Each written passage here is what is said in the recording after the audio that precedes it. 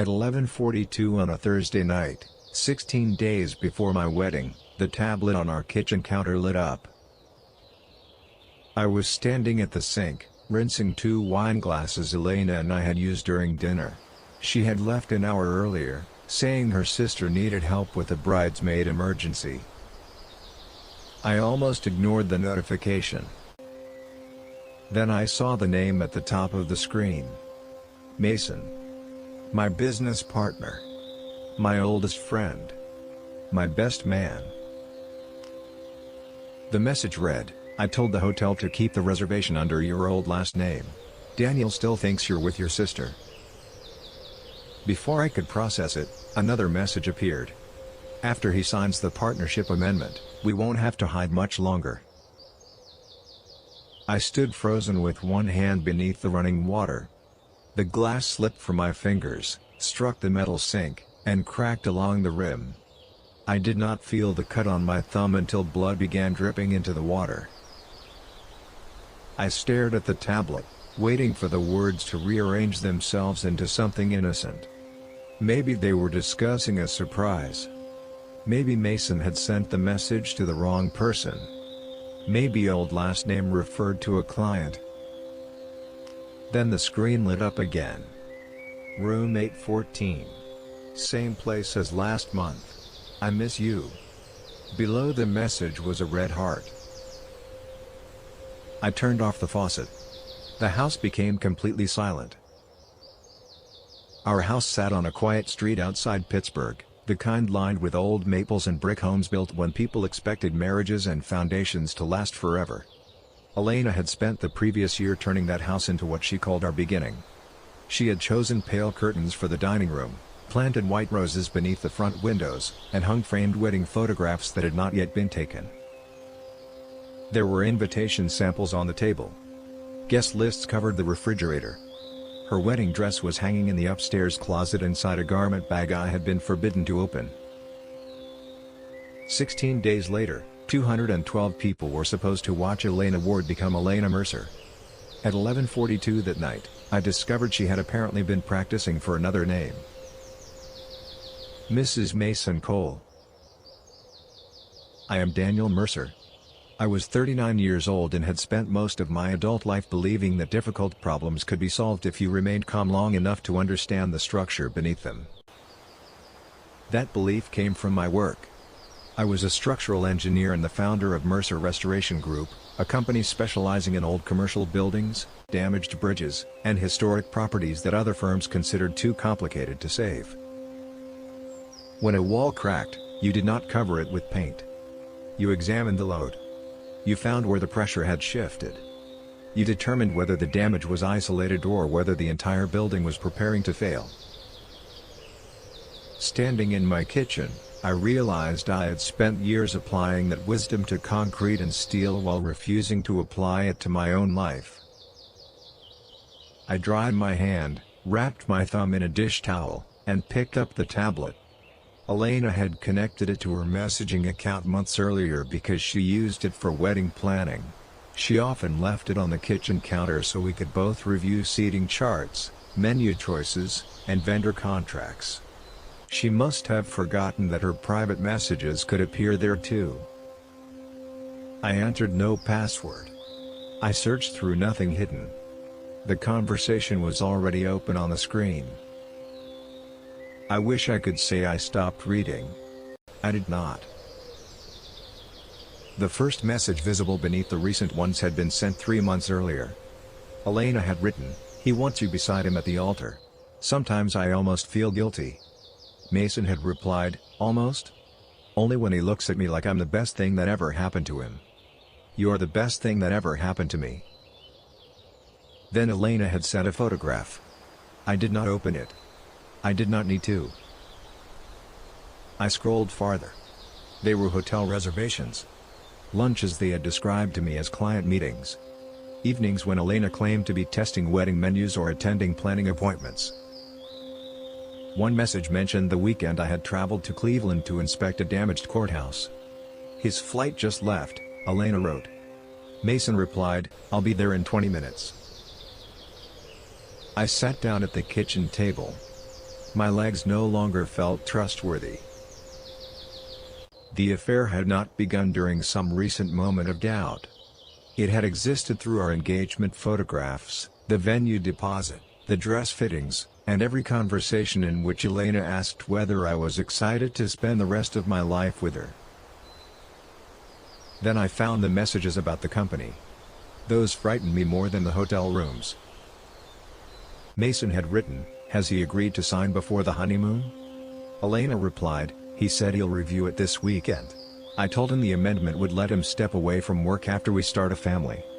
Once I have operational control, the Charleston clients come with me. And Daniel? Daniel will be too busy trying to save the marriage to notice what's left of the company. Elena answered with a laughing face. I read the exchange 3 times. The partnership amendment was real. Mason had presented it to me the previous week. He claimed our company had grown too large for every decision to require my approval. The document would make him chief operating partner and allow him to sign certain contracts, move staff between projects, and negotiate financing without waiting for me. I had trusted him. Why would I not? Mason and I had known each other since we were 14.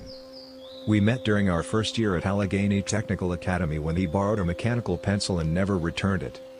We played football badly, studied engineering together, and shared a freezing apartment during college because neither of us could afford proper heating. When my father died during our final year, Mason drove 4 hours through a snowstorm to stand beside me at the funeral. When I founded Mercer Restoration with 1 truck and a rented office, Mason joined me before I could afford to pay him regularly. He had slept on job sites with me. He had defended me during contract disputes. I had made him a partner because I believed loyalty should be rewarded. Now he was preparing to use that reward to dismantle everything we had built. My phone rang. Elena's name appeared on the screen. For a moment, I could not breathe. I answered. "Hey," she said brightly. "Sophie's having a complete breakdown about the bridesmaid shoes. I might be here another hour." In the background, I heard the quiet mechanical chime of an elevator. Then a man's voice said something I could not understand. Elena covered the phone. "Is everything okay?" she asked. I looked at Mason's message on the tablet. Room 814. Same place as last month. "Everything's fine," I said. "You sound strange." I cut my thumb washing a glass. "Are you okay?" She sounded concerned. That hurt more than if she had sounded cold. "It's small. Put a bandage on it. I'll be home as soon as I can. Take your time. I love you." The words arrived naturally. She had clearly practiced saying them while lying. I swallowed. "Good night, Elena." There was a brief silence. "Good night? I'm tired. I'm going upstairs." "Okay. I love you." I ended the call without answering. For several minutes, I remained at the table with my injured hand pressed against the towel. The first instinct was rage. I imagined driving to the hotel, knocking on the door, and forcing them to look at me. I imagined shouting until the entire 8th floor knew what they had done. I imagined canceling the wedding through a single message and posting their conversation where every employee, relative, and friend could read it. Then another thought stopped me. After he signs the partnership amendment, we won't have to hide much longer. This was no longer only about infidelity. If I confronted them immediately, they would know I had discovered the plan. Messages could disappear. Documents could be altered. Mason could move clients or money before I understood the extent of the damage. I had spent my career walking into unstable buildings. The first rule was always the same. Do not make sudden movements until you know what is holding the structure up. I took photographs of the visible messages using my phone. I emailed copies of the partnership document from my work account to a private address Elena and Mason did not know existed. Then I called the one person who had never been impressed by either of them. My sister, Emily. She answered on the fourth ring. Daniel, it is almost midnight. I need somewhere to go. Her voice changed immediately. Are you hurt? I looked at the blood on the towel. Not in a way a hospital can fix. 30 minutes later, I parked outside Emily's small house in Mount Lebanon. She opened the front door before I reached the porch.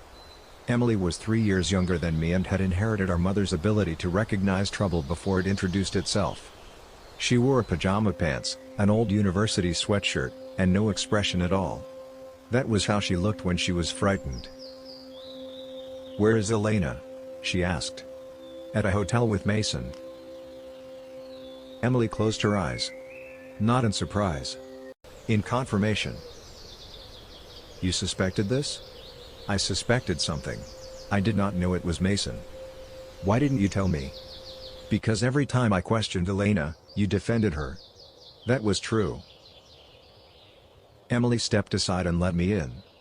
Her husband, Noah, was standing near the kitchen with 2 mugs of coffee despite the hour.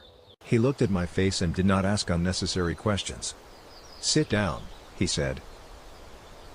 I showed them the photographs. Emily read the messages with one hand covering her mouth. Noah focused on the business discussion. He was an accountant and had spent 15 years investigating financial irregularities for construction firms. Do not sign anything, he said. I wasn't planning to. Do not confront Mason either. That is harder. It needs to be hard for a few days. Emily pushed the phone back across the table. Cancel the wedding tonight. I will. Tonight.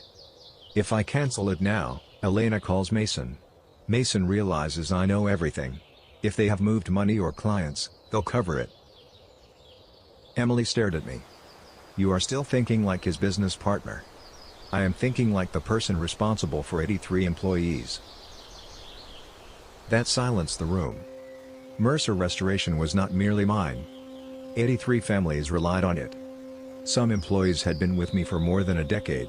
They had mortgages, children, medical bills, and retirement plans connected to decisions Mason and I made.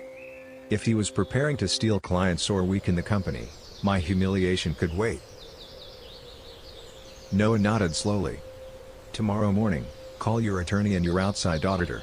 Do not use company email. Do not discuss it in your office. Assume Mason can access everything. Emily folded her arms. And where are you sleeping tonight? At home. With Elena? If I do not return, she'll know something is wrong. Something is wrong. She cannot know that I know. Emily's eyes filled with anger. I hate this. So do I. Can you look at her and pretend? I thought about the wedding photographs, her hand in mine, and the way she said she loved me over the phone from a hotel room. I have watched her pretend for months, I said. I can manage for one night. Elena was home when I returned shortly after 2 in the morning. She was sitting on the edge of our bed, removing her earrings. Where were you? She asked. For one dangerous second, I thought she knew. I couldn't sleep. I went for a drive. You should have called. You were busy with Sophie. Elena looked at me through the mirror. She finally calmed down. Good. How is your thumb? Fine. She came closer and reached for my hand. I nearly pulled away. Instead, I let her examine the bandage. You need to be more careful, she said. Her hair smelled like hotel shampoo. I had purchased the shampoo in our bathroom because she once told me she disliked unfamiliar scents. Apparently, the hotel had not. She kissed my cheek. Come to bed. I need to answer a few emails. At 2 in the morning? A bridge inspection was moved. Her face tightened briefly. Work again. Yes. 16 days before our wedding, and your company still comes first. The unfairness of the accusation nearly broke my control. While she had been in Mason's hotel room, I had apparently failed her by working too much. After the wedding, things will slow down, I said. That was the promise she had repeatedly requested. She smiled. Especially after you sign the new partnership agreement. Mason can handle more. There it was. She said it so casually that I wondered how often she had rehearsed. I'll review it this weekend. You trust him, don't you? I looked directly into her eyes. With everything. For a moment, guilt passed across her face. Then she smiled again. Good night, Daniel. I worked from the downstairs office until sunrise. At 6:30, I called Judith Hale, the attorney who had represented my company since its first major contract. Judith listened without interrupting. When I finished, she said, "You need to separate the personal betrayal from the business misconduct." I understand. An affair does not automatically give you grounds to remove Mason from the company.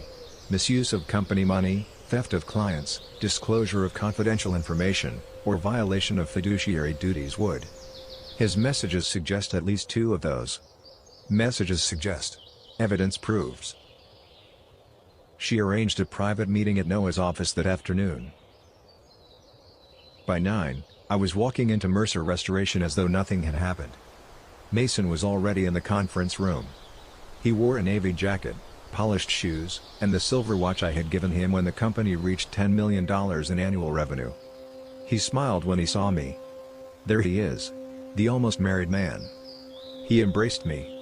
I let him. His hand struck my back twice in the familiar way it had for 25 years. "Late night?" he asked. "Wedding planning. Better you than me." He had spent the night helping plan my wedding in a different way. Our operations director, Priya Shah, entered carrying a stack of reports. Priya had worked for us for 11 years. She was calm, precise, and deeply unimpressed by office politics. "The Charleston bid requires approval before noon," she said. "Mason has requested authority to negotiate final pricing." Mason looked at me. "It is exactly why we need the amendment. You should not be reviewing numbers during your honeymoon." "Send the full bid to me," I told Priya. Mason's smile weakened. "Daniel, we discussed this. I want to review it once more. Do you not trust my judgment?" I placed my notebook on the table. "I trust verification." Priya looked between us. "I'll send it within 10 minutes." When she left, Mason closed the conference room door. "What is going on?" "Nothing. You look terrible." "I slept badly." He relaxed. "Wedding nerves. Something like that." Mason sat across from me. "Elena is good for you." The statement was so extraordinary that I nearly laughed. "You think so?" "Absolutely. You were all work before her. She reminds you there is a life outside this company. And you are prepared to manage the company while I enjoy it. That is what partners do." He leaned forward. "Sign the amendment today. Then you can stop worrying. Judith still has questions. Your lawyer always has questions. That is how lawyers create invoices. I'll sign when I'm comfortable." Mason held my gaze. For the first time that morning, I saw irritation beneath the friendly expression. "You have been comfortable with me for 25 years. Then another few days should not matter." He stood. "Of course." Before leaving, he put one hand on the back of my chair. "You know I would never do anything to hurt you." I looked at the hand. "I know exactly what you would do." He stared at me. "What does that mean?" "It means I know your capabilities." He laughed, though not comfortably. "Get some sleep." After he left, Priya returned with the Charleston documents. I spent an hour reviewing them. The price was lower than expected. Too low. The proposed subcontractor was a new firm called Cole Infrastructure Consulting. "Who owns this?" I asked. Priya frowned. "Mason said it belongs to a former colleague." "Did procurement verify it?" "He bypassed the standard review because the deadline was short." "Run the ownership information." Priya studied me. "Is there a problem?" "I hope not." An hour later, she closed my office door. Cole Infrastructure was registered 4 months ago. By whom? The registered manager is Mason's cousin, Luke. I leaned back. The affair had wounded me. This made me cold. Mason was attempting to direct company work toward a business controlled by his own family without disclosure. Has the subcontract been signed? Not yet. Do not approve it. Tell procurement all exceptions require my written authorization. Should I speak to Mason? No. Priya remained standing. Daniel, I need to ask this directly. Do you believe Mason is acting against the company? I trusted Priya. But trust had become a word I no longer used casually. I believe we need a confidential audit. Her expression did not change. How confidential? For now, only you, Judith, Noah, and me. She nodded once. I'll secure the procurement files. That afternoon, the four of us met at Noah's office. We examined company card transactions, subcontractor payments, travel reports, and client communications associated with Mason. The pattern appeared slowly. A hotel charge listed as a Charleston planning meeting on a date when no client meeting had occurred. A dinner for two described as staff development. Payments to coal infrastructure for consulting reports that nobody could locate. Flights booked for Mason and an unnamed guest.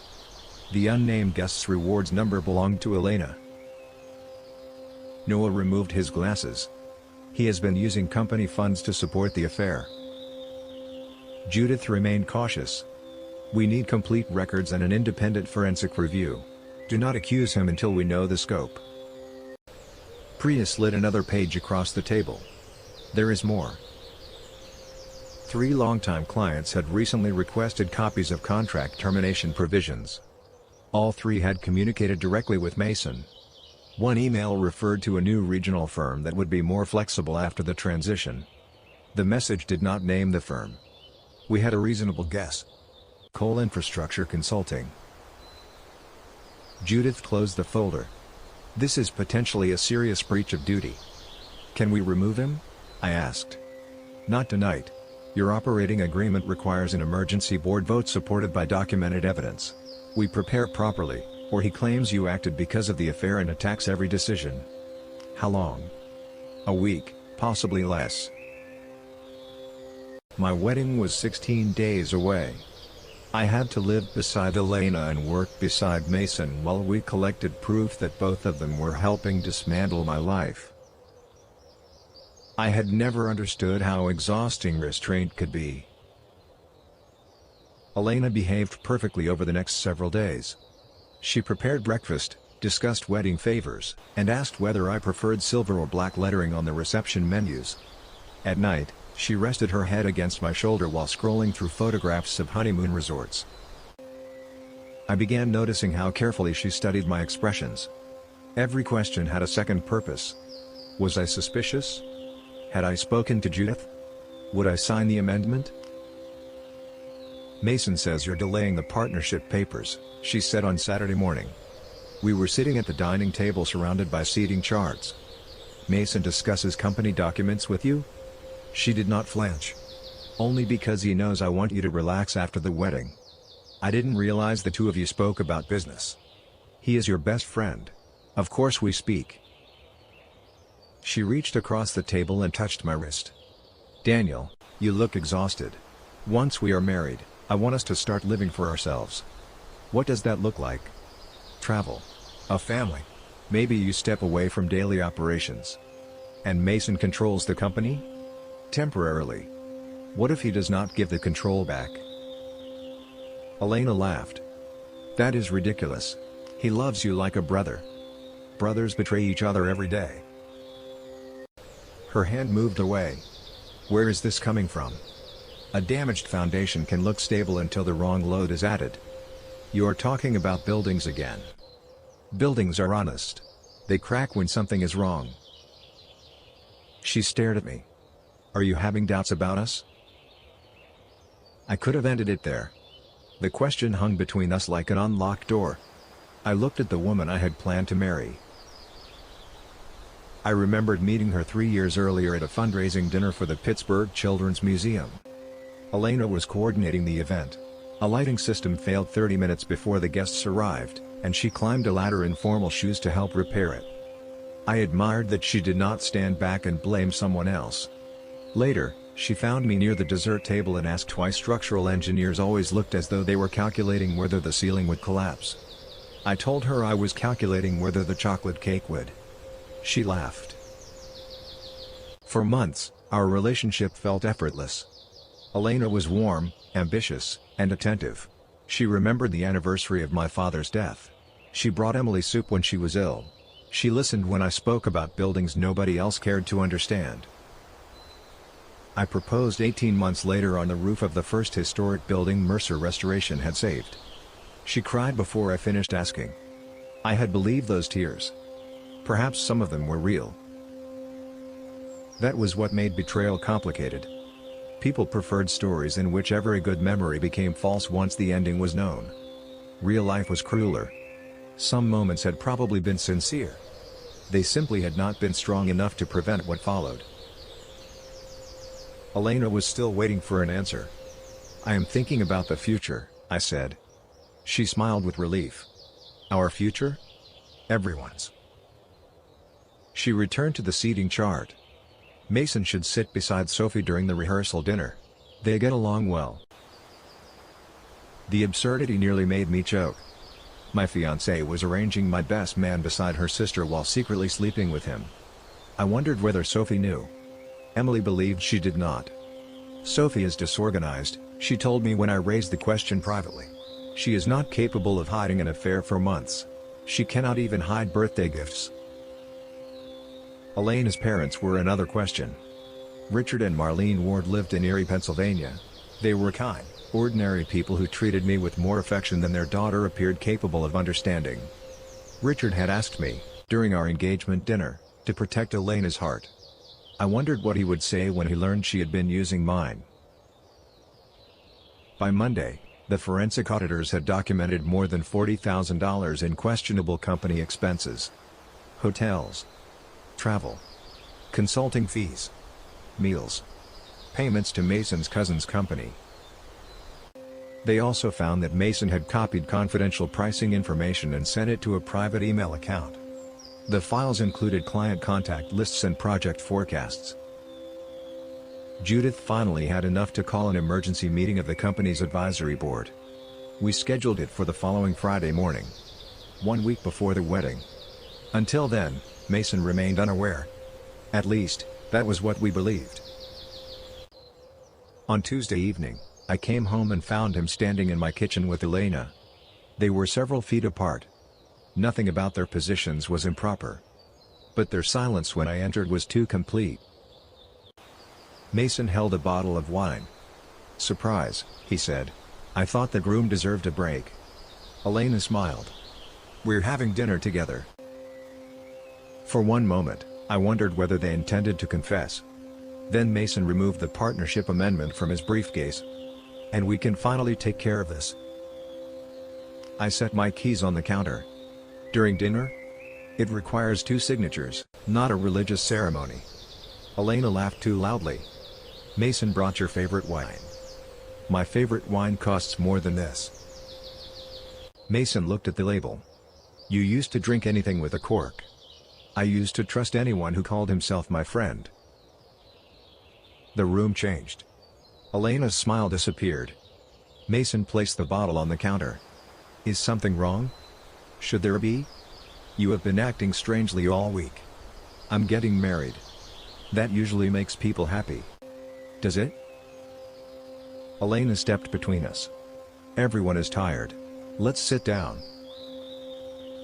She had prepared roasted chicken, potatoes, and the salad I always ordered at our favorite restaurant.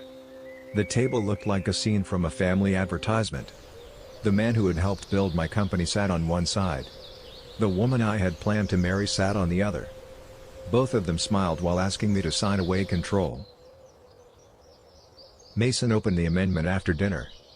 The language is exactly what we discussed. I made a few notes, I said. What notes? I removed a different document from my bag. It was a revised authorization requiring dual approval for subcontractors, client transfers, and expenses above $10,000. I want stronger oversight. Mason read the first page. His face darkened. This does the opposite of what we need. It protects the company. From whom? Anyone who might place personal interests ahead of the business. Elena stared down at her plate. Mason closed the document. This is insulting. Good governance often feels insulting to people who dislike oversight. He pushed back his chair. After everything I have done for you? We have done things for each other. I helped build your company. Our company. Then why are you treating me like an employee? Employees follow expense policies. The words left my mouth before I could stop them. Mason's eyes sharpened. What does that mean? I held his gaze. It means company money belongs to the company. He looked toward Elena. The movement lasted less than a second. It was enough. They knew I was close. Perhaps they did not know how close. Mason gathered his papers. We will discuss this tomorrow. No, I said. We'll discuss it Friday morning. What happens Friday? A board review. His face became still. Why is there a board review? Operational concerns. What concerns? You'll receive the agenda. Mason turned to Elena. Thank you for dinner. She did not look at him. He walked out without embracing me. When the front door closed, Elena began gathering plates. What is happening? She asked. At the company? Between you and Mason. Why are you worried? Because he is your best friend. Is that all he is? The plate in her hand struck the edge of the sink. She did not drop it. What kind of question is that? A simple one. You are being paranoid. There it was. The first attempt to make my awareness look like instability. Maybe. Elena turned toward me. Did Emily say something? About Mason? About me? Should she have something to say? She has never liked me. Emily chose your engagement party venue. She did that for you. People can do kind things for someone they distrust. Elena folded the dish towel. Her hands moved carefully. Daniel, I need to know whether you are still committed to this wedding. I looked at her. Are you? Of course. Then why are you afraid to answer questions? Because your questions make no sense. They make sense to me. Her eyes filled with tears. I have spent a year planning our wedding, and now you are treating me like a criminal. I wondered whether she had learned to cry on command or whether fear had made the tears real. I did not call you a criminal. You are questioning my loyalty. Loyal people survive questions. She wiped one cheek. I'm going to Sophie's tonight. Are you? Her face changed. What is that supposed to mean? Nothing. She went upstairs and packed an overnight bag. 10 minutes after leaving, the tablet lit up again. Elena had disconnected her account, but not before one final message appeared. Mason wrote, he knows about the money. Do not admit anything about us. The message confirmed two things. First, Mason understood the audit was real. Second, they still believe the affair remained secret. That gave me one remaining advantage. Friday morning, Mason entered the boardroom with his own attorney. He had spent the previous 2 days preparing. So had we. The advisory board consisted of 5 people, Judith, 2 outside investors, Priya, retired architect Samuel Green, and me. Mason sat across from us. His attorney placed a leather folder on the table. My client understands there are concerns regarding expense documentation, she said. He believes this is a misunderstanding intensified by personal tensions surrounding Mr. Mercer's upcoming marriage.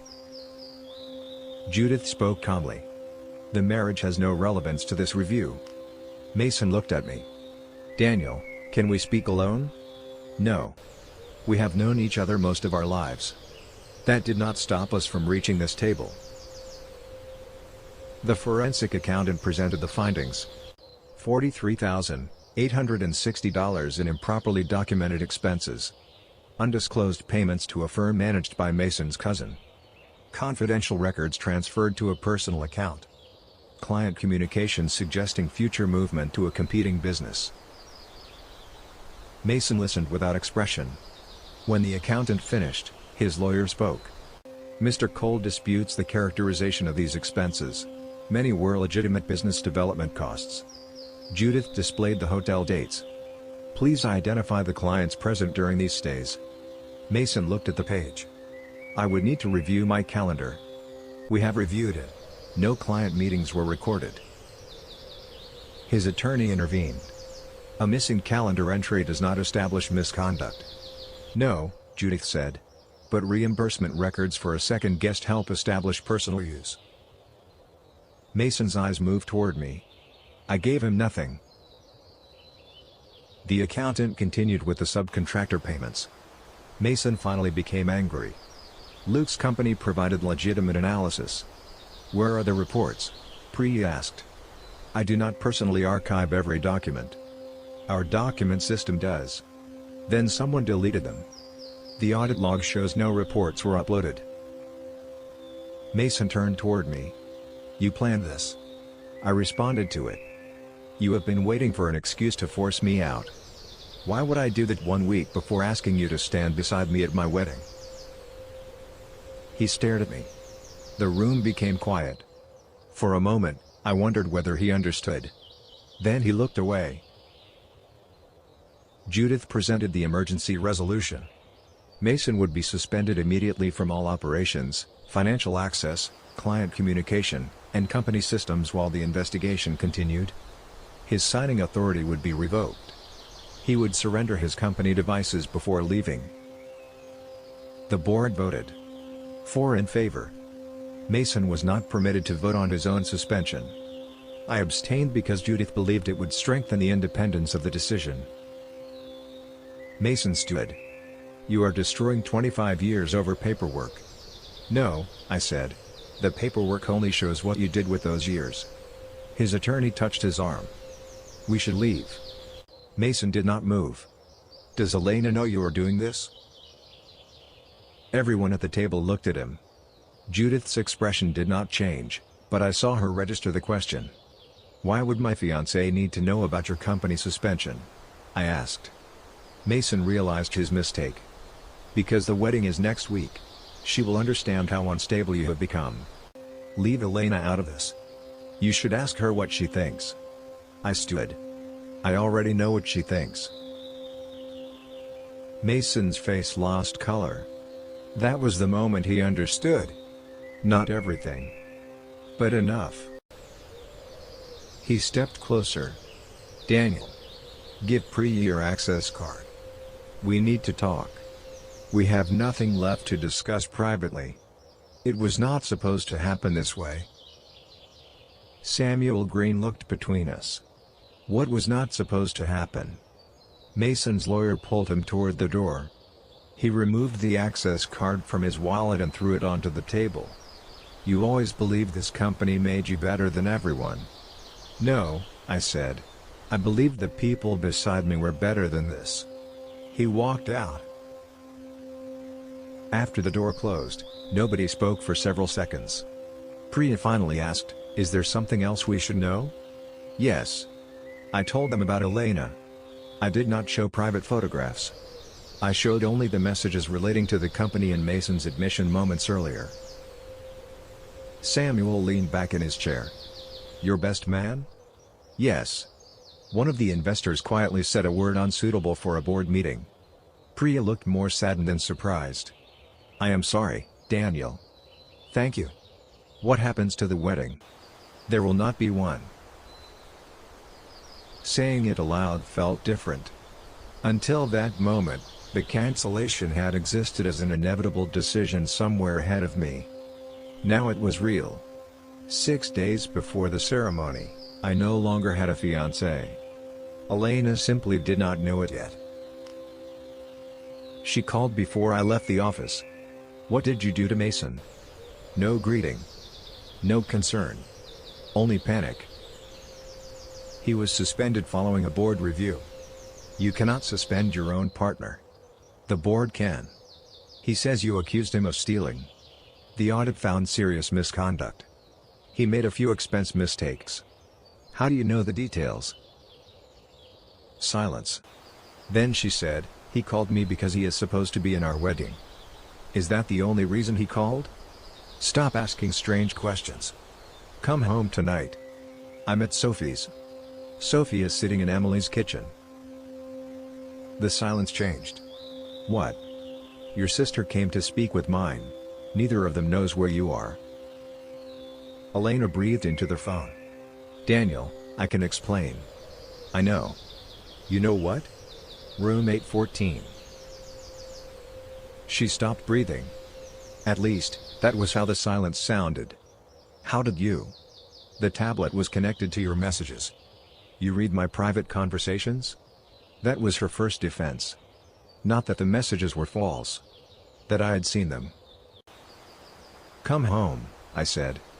I don't think that is a good idea. Then send someone for your belongings tomorrow. Daniel, please. The wedding is cancelled. No.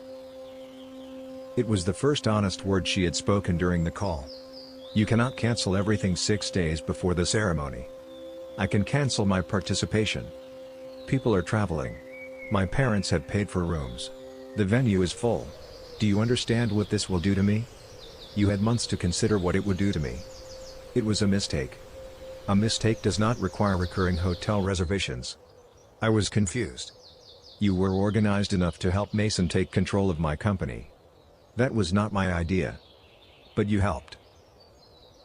She began crying. I love you. You loved what I provided. That is not true. Then why did you laugh when Mason said I would be too busy saving the marriage to notice him taking clients? She had no answer. Daniel, please do not tell everyone. That request told me what she feared most. Not losing me. Losing the version of herself she had presented to others. I will tell people the wedding is cancelled. What reason will you give? The truth. You want to humiliate me. I wanted to marry you. I ended the call. Canceling a wedding is strangely similar to planning one. There are phone calls, contracts, lists, deposits, meals, transportation, flowers, and people who need answers immediately. The difference is that planning carries excitement. Canceling carries shame, even when you did nothing wrong. Elena and I had paid almost $90,000 toward the event. The venue deposit was mostly non-refundable. The food had already been ordered. Flowers were arriving.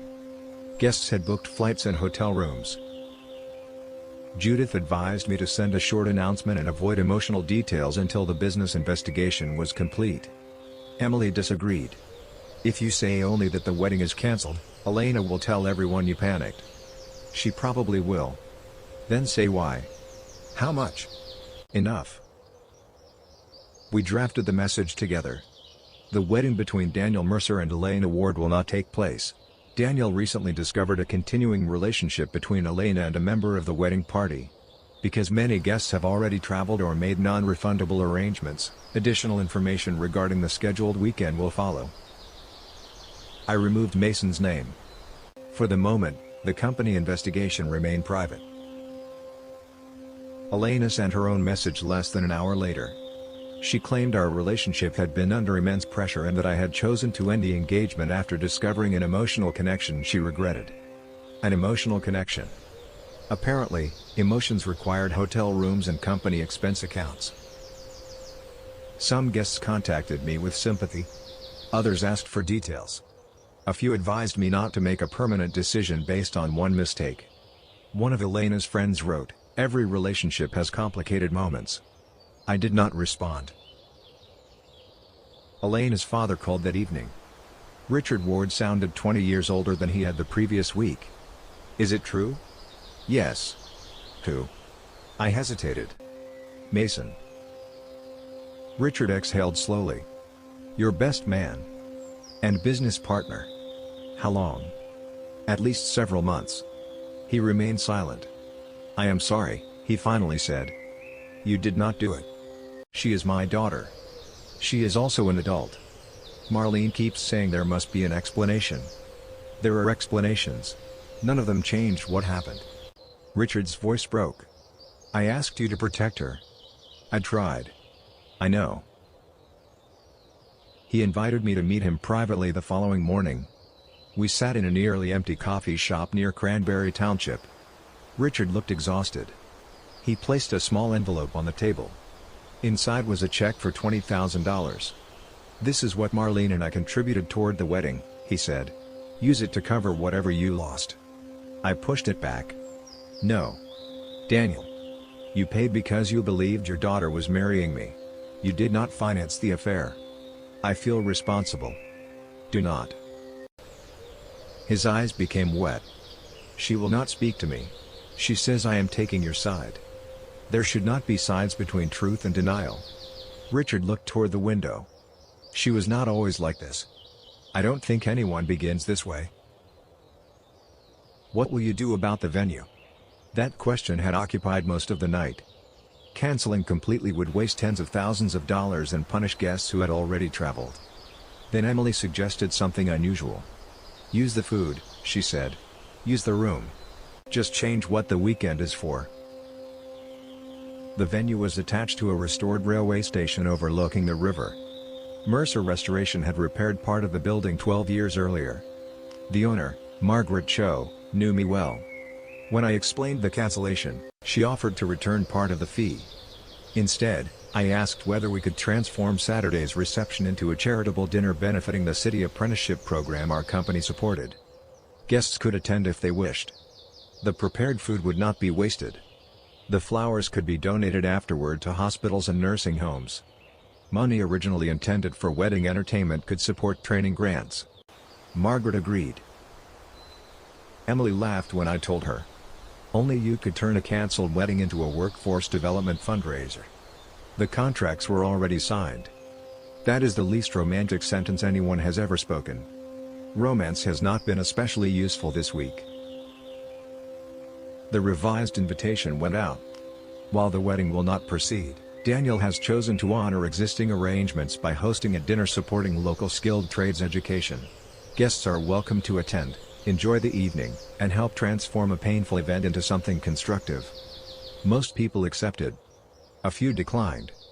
Some said attending felt inappropriate. I understood.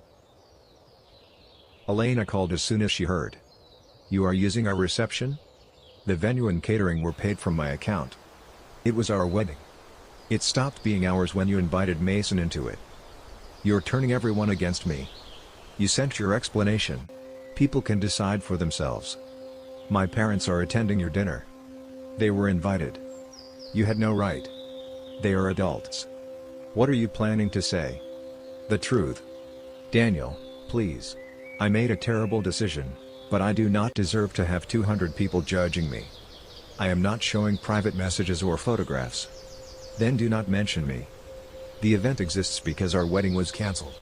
People already know why." She began crying again. "Mason says you are trying to destroy both of us." Mason destroyed his own position. He says the expenses were legitimate. He told you about the audit?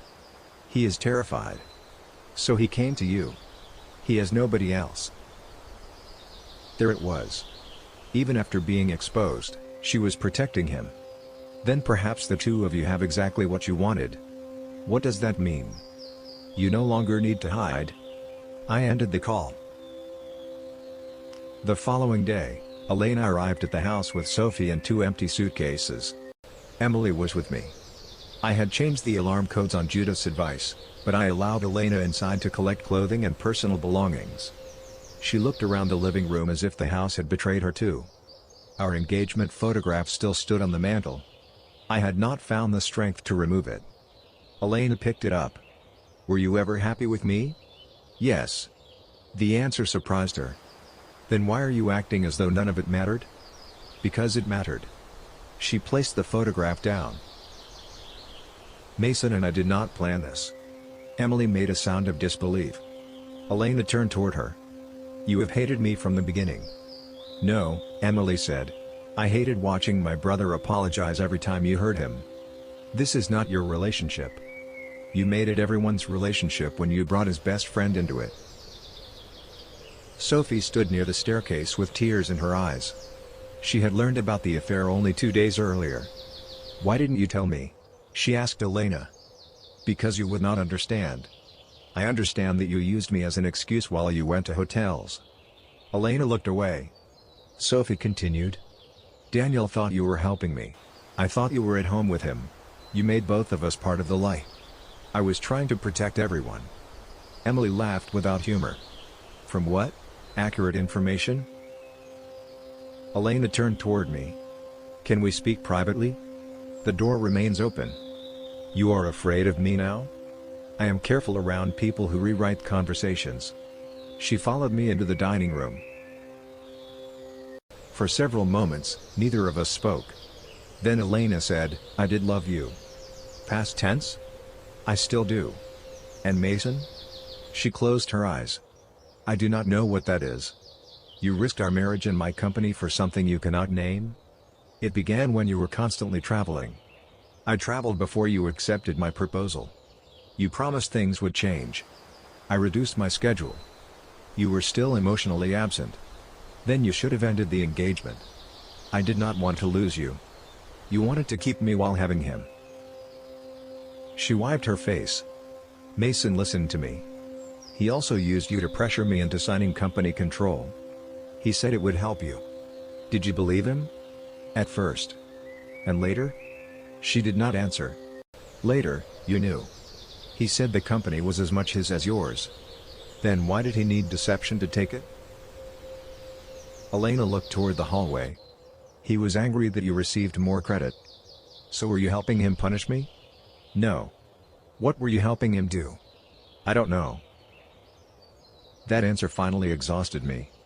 You knew enough to hide it. Elena reached for my hand. I stepped back. Her arm fell. Is there truly no chance? No. You can say that so easily? It is not easy. It is clear. She nodded slowly. Mason said you would never forgive me. Mason was right about one thing. She carried her suitcases downstairs 40 minutes later. Before leaving, she placed the engagement ring on the entry table. It struck the wood with a small sound. I had spent months choosing that ring. Now it looked like any other object. Sophie left separately. She hugged me on the porch. I am sorry. You did nothing. I should have noticed. So should I. She looked toward Elena's car. My parents are devastated. Take care of them. Who is taking care of you? I glanced through the doorway at Emily. People who were here before the wedding. Saturday arrived with perfect weather. That felt insulting. The sky was clear, the temperature mild, and the river reflected the late afternoon sunlight exactly as Elena had hoped when we chose the venue. The railway station's main hall had been transformed. The white wedding flowers remained, but the tables no longer displayed our names. Instead, each table carried photographs of apprentices, restoration projects, and young tradespeople supported by the training program. The stage where our wedding band had planned to perform held a podium and a large screen. The wedding cake had already been completed. Margaret Cho offered to remove it. Emily suggested donating it. In the end, the bakery covered our initials with a simple design showing the Pittsburgh skyline. At least somebody saved the structure, Emily said. I smiled despite myself. Guests began arriving at 6. Some embraced me. Some avoided mentioning Elena. Others whispered when they believed I could not hear. Richard and Marlene Ward arrived together. Marlene looked as though she had been crying for days. She held both of my hands. I am so sorry. You do not need to apologize. She is my daughter. Richard said the same thing. Richard stood beside her, silent. Marlene looked around the decorated hall. This should have been your wedding. It should have been an honest relationship first. She lowered her head. She says she made one mistake. She made many decisions. Marlene nodded sadly. I know. Priya attended with her husband. Several company employees came, though we had not publicly announced the investigation into Mason. Rumors had already circulated. His absence from the office was difficult to hide. At 7, Margaret told me dinner was ready. I walked to the podium. The room grew quiet. I had prepared a speech. Then I looked at 200 people sitting in a hall where I had expected to promise someone forever. I folded the pages and placed them aside. "Thank you for coming," I began. "This is not the evening any of us expected." A few people shifted in their seats. 16 days ago, I believed I was preparing for a wedding. I was choosing menus, reviewing contracts, and trying unsuccessfully to understand why one type of white flower cost twice as much as another. Laughter moved gently through the room.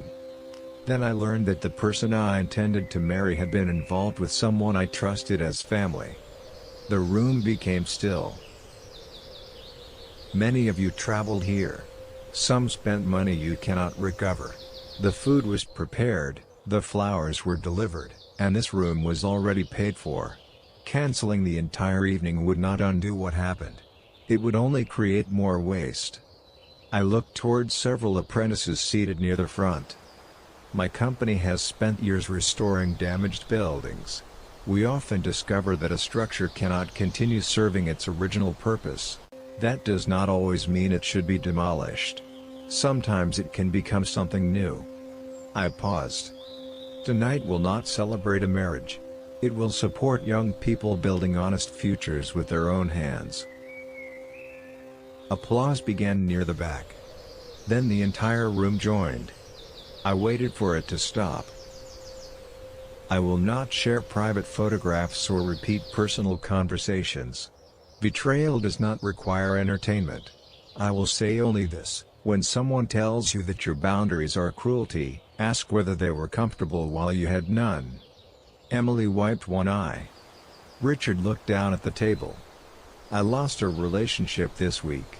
I may also lose a friendship that lasted most of my life. But I did not lose the people who told me the truth, protected my company, and stood beside me when doing so offered them nothing." I looked toward Emily, Noah, Priya, Judith, and the employees gathered near the front. Those are the people this evening truly celebrates. The applause was louder the second time. We served dinner. The apprenticeship program raised more money that night than it had during the previous 6 months. Guests donated travel refunds, wedding gifts they had planned to give us, and money they would have spent at the bar. A local contractor offered 3 paid placements. A community college representative promised additional scholarships. For several hours, the hall felt less like the remains of a wedding and more like the beginning of something useful. Then Elena arrived. It was shortly after 9. I saw her near the entrance wearing a dark dress instead of her wedding gown. Mason stood beside her. The room changed as people noticed them. Conversations faded. Emily immediately came toward me. "Do you want security to remove them?" "Not yet." Elena walked into the hall. Mason followed several steps behind. His face looked tired and angry. They did not hold hands. Apparently, even after everything, they did not want to appear together. Elena stopped in front of me. "You turned our wedding into a show. You came voluntarily. My parents are here. They were invited." Marlene rose from her table. "Elena, please leave." Elena looked at her mother. "You are choosing him over me?" "I am choosing not to pretend you were treated unfairly." Richard remained seated, but his expression said enough. Mason stepped closer. "Daniel, we need to settle this privately. You had months for privacy. The company has frozen my accounts." "Company accounts? You know what I mean." "Yes." He lowered his voice. "Withdraw the investigation, and I will resign quietly." "No. You want to ruin me?" "I want an accurate accounting. The clients came to me because of my relationships. Then you should not have used confidential records to move them." Several nearby employees heard the exchange. Mason looked around. "You planned this confrontation. I did not invite you." Elena turned toward him. "You said we were coming to apologize." Mason stared at her. "You said Daniel might reconsider if we spoke together. Reconsider the investigation, not the wedding." They looked at each other. The partnership between them began cracking in front of us. Elena stepped away. "You told me the company belonged to you too." It does. Then why can he suspend you? Mason's face hardened. This is not the place. You brought me here. Because you said he was still emotionally attached. Elena looked at me. I never said that. Mason laughed. You have been calling him every day. Because we were supposed to get married. And what was I supposed to be? The room was completely silent now. I did not feel satisfaction. I felt tired. This was what their secret looked like once it entered daylight. Not romance. Not destiny. Two frightened people blaming each other for consequences both had created. I turned toward the venue manager. Please escort them out. Elena reached for my arm. Daniel, wait. I stepped away. Do not touch me. Her hand fell. I came because I wanted to tell you the truth. You came because Mason's accounts were frozen. That is not fair. Fair would have been ending our engagement before beginning another relationship. Mason pointed toward me. You are enjoying this. No. That is the difference between us. Security guided them toward the entrance. Elena looked back once. For the first time, I did not see my fiancé. I saw someone I had loved who had chosen a future without considering whether I would survive the cost. Then the doors closed behind them. Emily came to stand beside me. Are you all right? No. Good. I looked at her. Good? It would worry me if you were fine. She placed one arm around my shoulders. You do not need to be fine tonight. We returned to the dinner. The investigation into Mason lasted 4 months. By the end, the auditors documented nearly $67,000 in improper expenses and more than 100 confidential files transferred outside company systems. Coal Infrastructure had billed Mercer Restoration for reports it never produced. Mason had approached 5 clients about moving projects to the new firm. 2 employees admitted he offered them future positions if they followed him. Our attorneys negotiated his departure.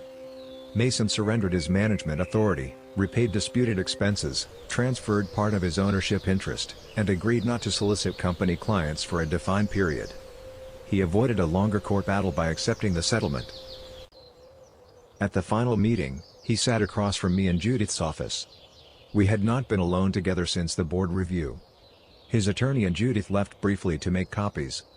For the first time in 25 years, Mason and I had nothing to say. He finally broke the silence. When did you know? 16 days before the wedding. The tablet? Yes. He nodded. Elena always forgot to disconnect it.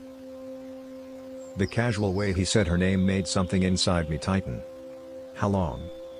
Does it matter? It matters to me. He looked toward the window. 7 months. Longer than the messages I had seen. Why? Mason laughed quietly. You want one clean answer? Try. You always had everything. We built the company together. It had your name. You agreed to that. When we were 26 and broke, every article called you the founder. Every client asked for Daniel. Even Elena looked at you as though you had created the world. So you took her? She came to me. And the company? I believed I deserved more control. You could have asked. You would have said no. Then stealing it was easier? I did not think of it as stealing. People rarely use that word while they are doing it. Mason leaned back. You know Elena was unhappy. Then she should have left. She was afraid of losing the life you provided. That is not a defense. I am not defending her. Are the two of you together? He gave a short laugh. No. That surprised me. Why not? Because once there was nothing to hide, we discovered we did not trust each other. The sentence was almost too perfect. She believed you used her. She believed I would give her the life you had. And you? I believed she chose me. For 1 second, I saw something human beneath his anger. Then I remembered the hotel bills, the stolen files, and the partnership amendment. You both chose yourselves. Mason looked down at the settlement papers. Do you remember the apartment on 5th Street? He asked. Of course. The heat stopped working every January. You tried to repair the furnace with duct tape. It worked for 2 days. Despite myself, I smiled. So did he. Then the memory disappeared. Mason's eyes became wet. I do not know when I started hating you. You should have told me before pretending to love me. Judith returned with the documents. The conversation ended. Mason signed the agreement. Before leaving, he held out his hand. I looked at it. For 25 years, that hand had pulled me onto roofs, passed me tools, held a shovel at my father's funeral, and signed our first business contract. It had also reached for the woman I intended to marry and moved company money into hidden plans. I did not shake it. Goodbye, Mason. He lowered his hand. Goodbye, Daniel. Elena attempted to contact me regularly during those months. At first, the messages were emotional. She missed me. She could not sleep. She drove past the house and saw that I had removed the white roses. Then the messages became defensive. I had embarrassed her. I had allowed my sister to interfere. I had cared more about the company than our relationship. Finally, the messages became practical. She wanted reimbursement for wedding planning expenses. She believed some furniture belonged to her. She wanted the engagement ring returned so she could sell it and recover money she had lost. Judith handled the property questions. The ring legally returned to me because the marriage did not occur. I kept it in a safe for several months, unable to decide what to do. Then I sold it. The money funded 2 apprenticeship scholarships. I named neither after Elena. 6 months after the cancelled wedding, she asked to meet me. I almost refused. Emily believed I should. Not for her, she said. For you. You are still having arguments with her in your head. She was right. Elena and I met at the same museum cafe where we had our second date.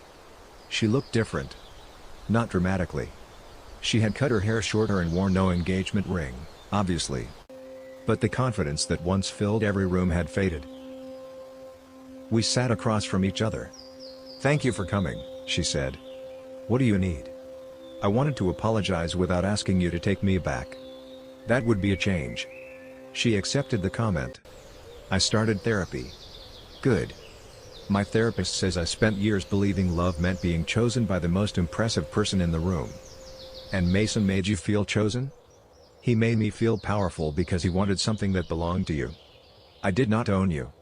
I know. But that was how it felt. He was jealous of you, and I was angry with you. Together, we made each other feel justified. Were you angry because I worked? Partly. What was the other part? Elena looked down at her coffee. You did not need me. I planned to marry you. You loved me, but your life already had a shape. The company, your family, the buildings, the people who had known you for years. I never felt essential. So you found a man willing to destroy those things? She flinched. Yes. It was the first answer she gave without an excuse. I told myself I wanted more time with you, she continued. But when Mason said he could take over the company, part of me liked the idea that you would have less power. I thought you would need me more. You wanted me smaller.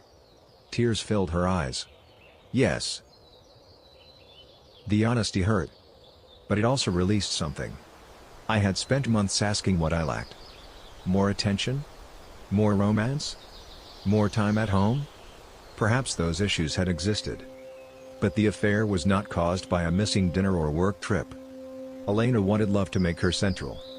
When my life continued containing other responsibilities, she chose someone who promised to rearrange it through betrayal. I am sorry, she said. Not only because I lost you. I am sorry because I understood what I was doing, and I kept doing it. I nodded. Thank you for saying that. Can you forgive me? I thought carefully. I am trying to stop carrying it. That is not the same thing. It is the only forgiveness I can offer. She wiped her cheek. Are you happy? Not every day. But sometimes? More often than before. She smiled sadly. I am glad. We left separately. I never saw Elena again. A year after the cancelled wedding, Mercer Restoration completed the rehabilitation of an old vocational school on Pittsburgh's north side. The building had been abandoned for nearly 20 years. Water had damaged the roof.